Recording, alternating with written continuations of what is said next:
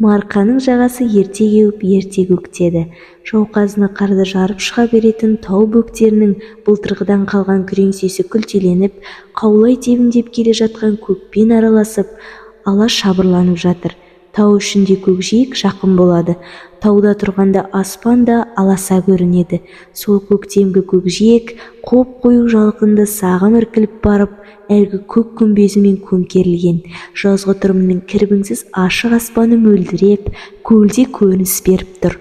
Кілкіген жұқалаң мұнар арасынан оқшау көрініп, мұнда-мұндалап әппақ болып жататын тарбағатай шың құздарын ұзыннан ұзақ созылған жіп-жіңішке ақ бұлт екіге бөліп, аспан тауын ақсайтын. Енді бүршік атып, көктемнің шуағына алақанын жая бастаған орман соңғы нөсерден жаңа ғана ес жиып босанады. Көктемгі ауада сарай ашар жағымды саумал иісі бар. Сымпылдай ұшып келген бір топ шірегей Марқакөлдің айдынын төсімен тілгілей қонды да мамырлап жүзе жөнелді.